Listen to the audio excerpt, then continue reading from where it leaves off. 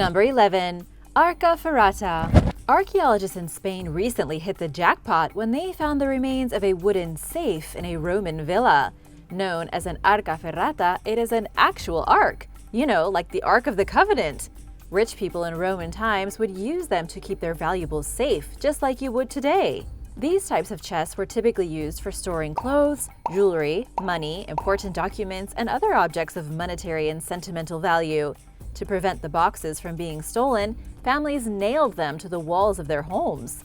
This Arca Ferrata is a large four-legged wooden chest covered in gold, bronze, and iron, measuring 3.1 by 2.9 feet, and it's adorned with many ancient symbols, including laurel branches, a horn of plenty, a Roman dish called a patera, a Greek sun hat called a petasso, and of course Greek and Roman deities, including Cupid, Apollo, and Mercury.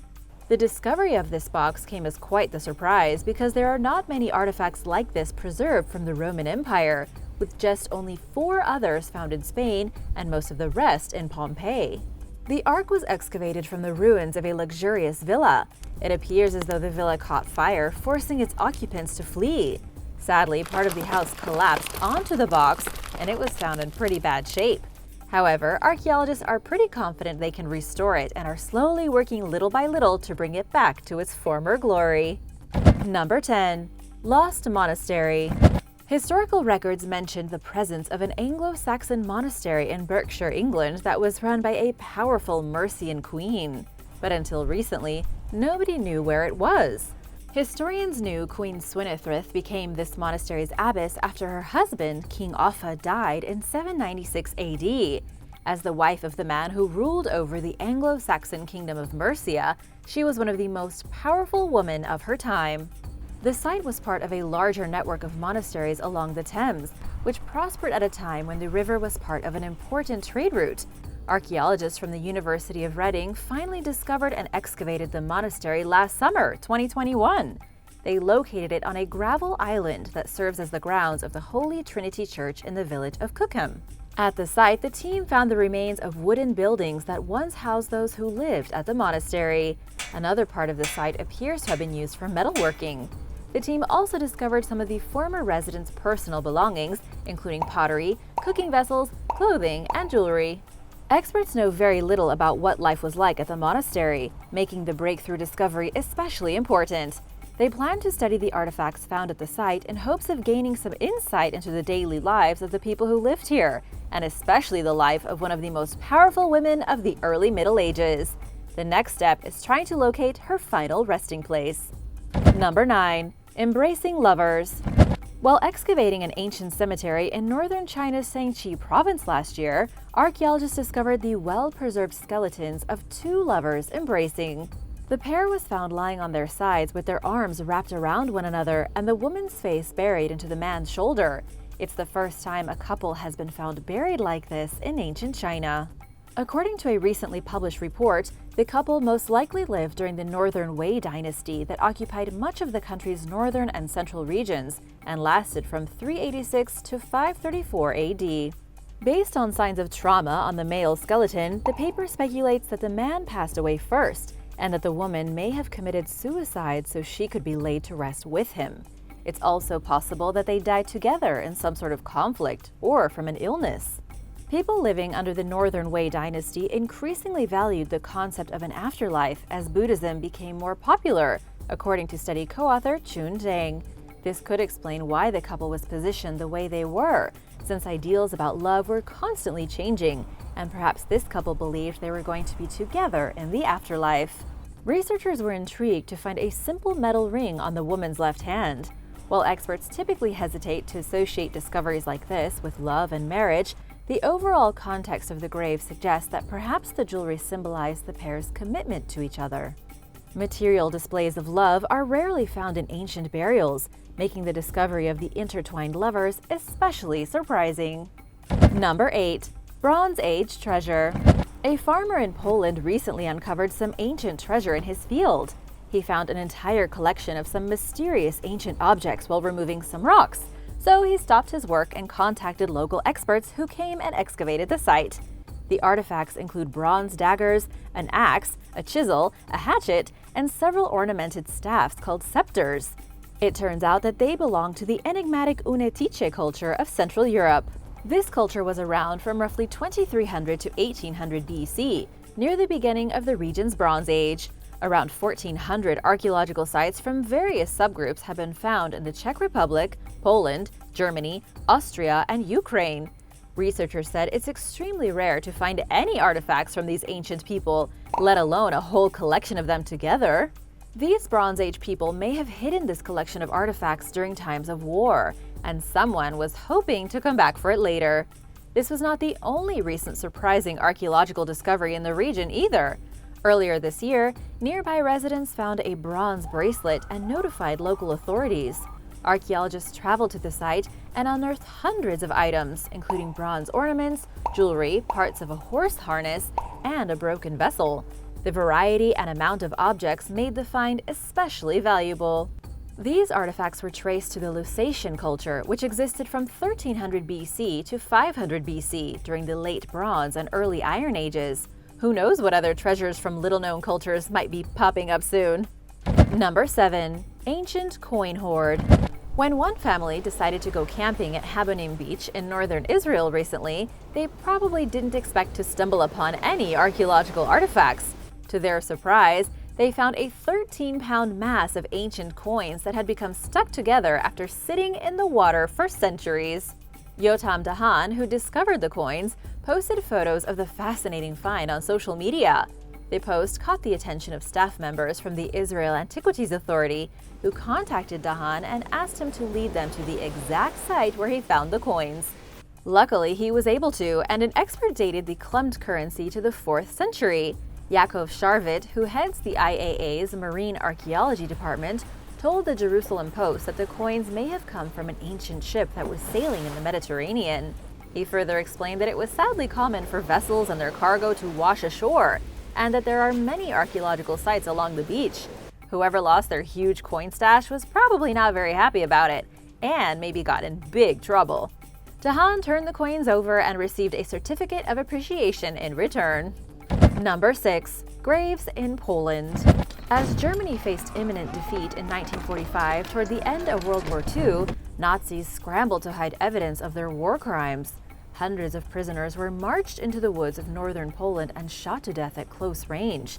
Their remains were buried in shallow mass graves. There were a few witnesses of these killings and another massacre that had occurred several years earlier in 1939. But while the locals knew this tragedy had occurred, no one really knew where this had happened, and a lot of people kept quiet. Finally, excavations near a small village yielded physical evidence of the atrocities. In addition to finding human bones, archaeologists unearthed jewelry, cigarette lighters, bullet casings, and more. Many things like this occurred in the forests, but these sites are rarely studied out of respect for Jewish beliefs that prohibit disturbing human remains. The creepy discoveries were made in an area nicknamed Death Valley, where Nazis murdered hundreds of priests, intellectuals, disabled people, and Jewish families. While people have long known about the horrific acts, this study yielded rare archaeological insight into this dark chapter in history. Personal effects found at the site have helped to identify many of the victims, but it's unlikely that every person will be identified due to the sheer number of remains. Experts are performing DNA tests in an effort to name more victims and bring closure to their surviving relatives. Number 5. Whitehaired skeleton at Pompeii. Archaeologists working at Pompeii recently discovered the exceptionally well-preserved skeleton of a wealthy former slave named Marcus Venerius Secundio. The remains are so intact, they contain the man's white hair, a portion of his ear, and clothing fragments. After being freed from slavery, Secundio became a priest and helped stage performances in Greek, according to an inscription found on his tomb. He achieved a high social standing and died at around 60 years old, several decades before Mount Vesuvius erupted and encased the ancient city in ash. In an official statement, Pompeii Archaeological Park Director Gabriel Zuktrigal explained that the burial provides the first solid evidence of the Greek language being used alongside Latin. He further states that the findings reflect the city's lively and open cultural climate. Secundio's body remained in its remarkable state because his tomb was hermetically sealed. The burial is surprising because at the time, adults were usually cremated. Only small children were typically buried. Alongside the man's body, the team found 2 urns that were used for holding cremated human remains. One bears the inscription Novia Amabilis, which means kind wife. Experts are currently working to determine if Secundio's remains were deliberately preserved. They plan to analyze the fabric fragments for traces of embalming chemicals. In the meantime, park staff are considering the possibility of making the area the tomb was found in accessible to the public. Number 4. Rare fighting blade. While searching for a lost battlefield site in north-central Poland earlier this year, archaeologists unexpectedly discovered a rare Langsax long knife in nearly perfect condition. The blade was found in the Wiedeki Landscape Park, where experts believe a battle may have occurred during the Polish-Pomeranian conflict of 1091 AD. But the knife likely had nothing to do with the skirmish. It appears to be a so-called loose find, according to an archaeologist who explained in a statement that there is no evidence that the artifact has a wider connection to its surroundings. He described the size of the blade as impressive, adding that it could easily measure up against double-edged swords from that period. So how did such a valuable ancient weapon end up here? Maybe someone dropped it? The weapon could date as far back as the 8th century, and it may be Norwegian, pointing toward possible Viking origins. The tip of the blade is slightly bent, but it otherwise contains no visible damage. The team plans to perform metallographic tests on the knife in hopes of learning more about it. Number 3. Fireproof shingles. Colonial Williamsburg once consisted of 89 original buildings, including the Powder Magazine, an octagonal building that was built in 1715. It was originally built for storing gunpowder and firearms, and later functioned as a stable and then a church. In 1930, the structure was restored as part of the site's Living History Museum. Researchers long believed that the Powder Magazine was originally equipped with flammable wooden shingles, but they recently learned otherwise. While excavating near the building, a team led by archaeologist Jack Gary found several small clay roof tiles. The discovery, which happened just weeks into a 3-month excavation project, highlights the fact that there's still a lot experts don't know about the former capital of Virginia. Speaking with the Virginia Gazette, Gary explained that the shingle warrants a major reinterpretation of the Powder Magazine. He hopes to find more fascinating artifacts throughout the remainder of the dig, which will help to paint a more accurate picture of the original building and any changes that need to be made to the restored version. Have any of you visited this site? Let me know in the comments below. Number 2. Ancient body modification. People have been getting piercings and tattoos and practicing body modification for thousands of years. Gabon is a country located along the Atlantic coast of Central Africa. While excavating a cave filled with human remains, archaeologists found evidence that during ancient times, people practiced body modification techniques that were unique to the area. The team determined that the remains belonged to at least 28 people who lived during the 14th and 15th centuries. They were both male and female and varied in age. Their bodies were dropped or lowered into the cave along with valuable metal grave goods like axes and jewelry, indicating that the deceased were of high social ranking. The adults' incisor teeth had been removed earlier in their lives, drastically altering the shape of their face. This may have been done to identify them as belonging to a certain group or of a high status. While dental modification was common in ancient Africa, this particular practice has never been seen before. Reaching the site is no easy task. Because the cave is only accessible through a hole in the ceiling, the team had no choice but to rappel 82 feet to the bottom. They plan to return for further investigation and hope to obtain DNA from the remains. Number 1. The size of humans. In a recent study, researchers measured and examined the body and brain size of 300 fossils from the Homo genus found in various places throughout the world. They analyzed the data in combination with a reconstruction of regional climates over the last million years and came to some surprising conclusions. It looks like the climate and the weather really impacted the size of early people. The research encompassed various species, including Neanderthals, Homo habilis, and other extinct members of the human family tree. Generally speaking, however, the Homo genus has demonstrated a trend of developing larger bodies and brains over time. But the team found that early people evolved to have larger bodies in colder regions. It's thought that a bigger size protects against frigid temperatures because bigger bodies lose less heat.